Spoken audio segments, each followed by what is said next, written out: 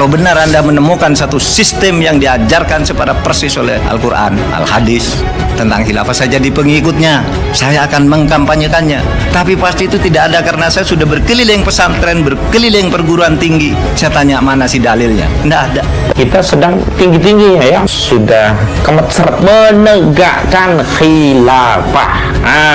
Kalau Islam yang sudah dicanangkan secara baik mulai terganggu. Ada kelompok yang beranggapan seakan-akan umat Islam harus berada di negara yang berlabel Islam, negara yang disestempel Islam. Kepemimpinan yang tidak menerapkan khilafah ini itu masuk 3 kategori: zalim, fasik, bahkan kafir gitu.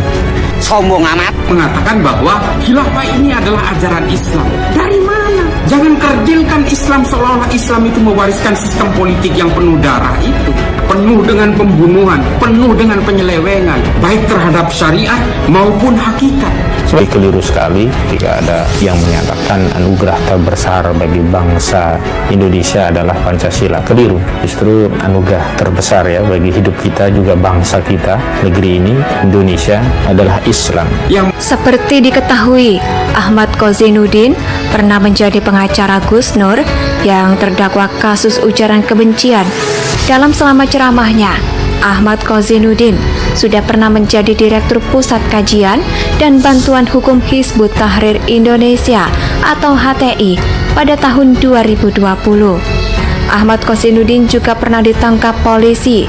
Ia ditangkap atas tudingan menyebar berita palsu, namun tidak sempat ditahan. Rekam jejak Kozainuddin ternyata akhir-akhir ini baru tercium bau-bau khilafah, karena Kozainuddin sangat optimis dengan konten di media sosialnya tentang masa depan.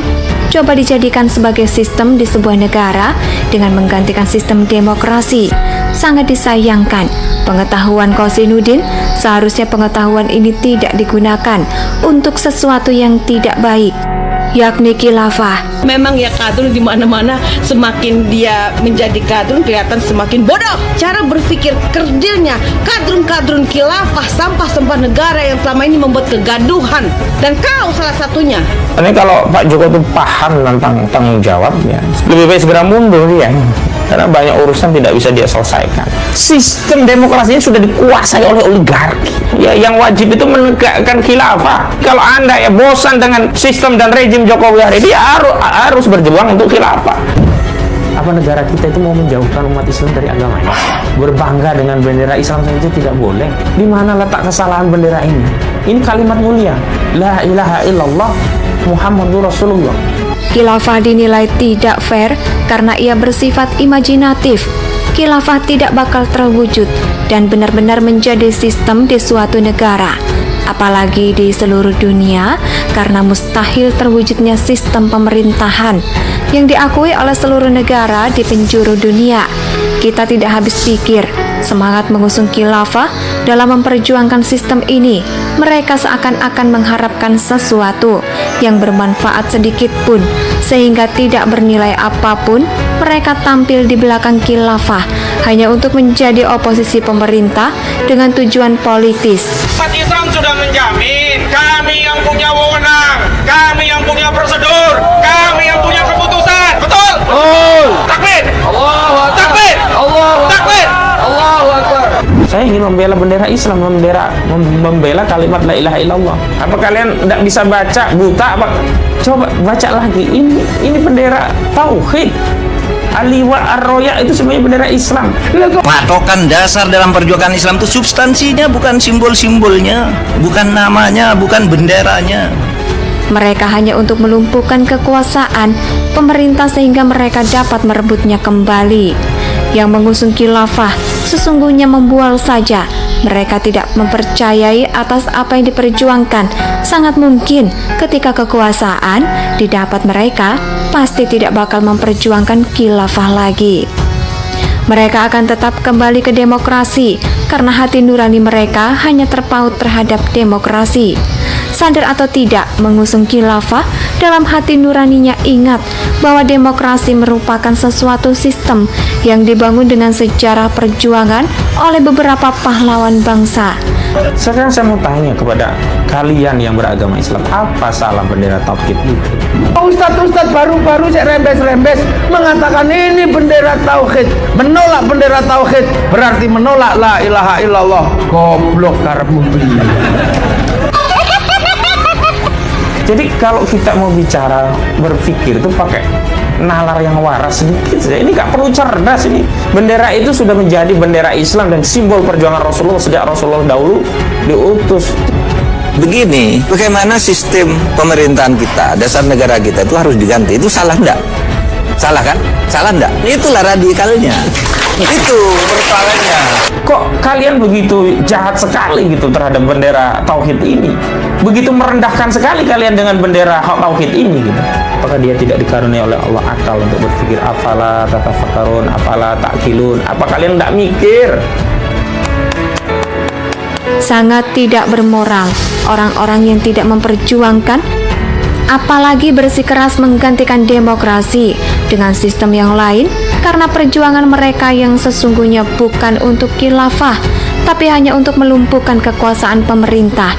Maka tidak boleh baper merespon setiap argumentasi yang disampaikan mereka tentang khilafah. Semenjak kapan ada bendera tauhid? Kalau itu bendera kaum muslimin, mestinya semenjak dulu bendera itu ada. Redaksi HTI-nya di mana kalau ini dianggap bendera HTI?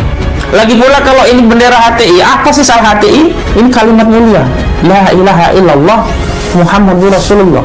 Lah kalau kita dipaksa menjauh dari agama kita, menjauh dari kalimat tauhid, ini kan sama saja ingin menjauhkan umat Islam dari agamanya. Saya menolak bendera la ilaha illallah, tapi tidak anti la ilaha illallah. Walaupun saya tidak mau dengan bendera tauhid la ilaha illallah, kalau tahlilan tetap pakai la ilaha illallah. Nah itu, ini bendera Islam. Begitu dikibarkan di Saudi, tangkap polisi, baru lo iya bukan bendera tauhid, itu bendera Hizbut Tahrir.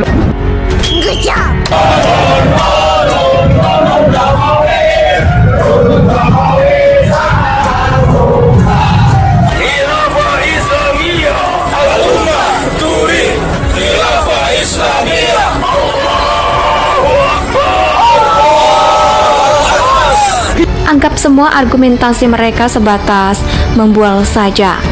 Maka dari itu, pemerintah atau rakyat tidak boleh terpengaruh dengan modus khilafah yang digambarkan oleh pengusungnya. Tetaplah bersikap optimis dalam menjalankan sistem demokrasi, tanpa berpikir negatif yang dapat merusak sistem demokrasi yang sudah ada. Pikiran negatif ini akan berakibat negatif pula terhadap masa depan seseorang. Saya punya bendera tauhid banyak macam-macam. Nggak pernah saya melarang bendera tauhid. Tetapi bendera tauhid yang disalahgunakan untuk menekan orang lain, untuk menjelekkan orang lain, itu yang saya lawan. Berulang kali Indonesia ini akan diruntuhkan.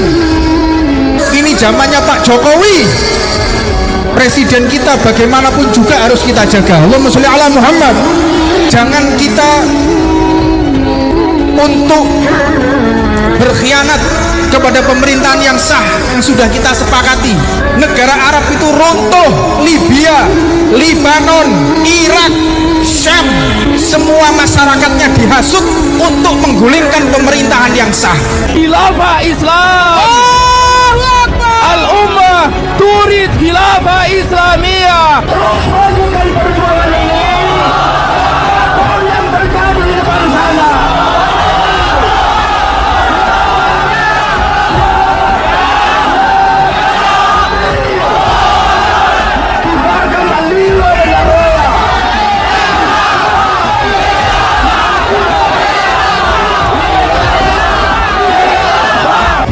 Sekarang Libya hancur, Irak hancur, Indonesia akan difungsikan dengan yang sama. Hati-hati. Perubahan yang harus kita lakukan adalah perubahan untuk menegakkan khilafah. Kozainuddin itu adalah seorang politikus, pasti pikirannya tidak seluruh agamawan, fundamentalis, pasti punya kepentingan semua kampanyenya tentang khilafah. Secara general kepentingan yang dimaksud adalah kekuasaan. Kozainuddin pasti sadar bahwa tidak ada musuh yang abadi di dalam politik. Sebaliknya tidak ada teman yang abadi pula di dalam politik. Boleh jadi sekarang di saat berjuang menggapai kepentingan yang dirahasiakan Kozainuddin, masih sangat soulmate dengan pengusung. Apa hukum menegakkan khilafah saudara-saudara?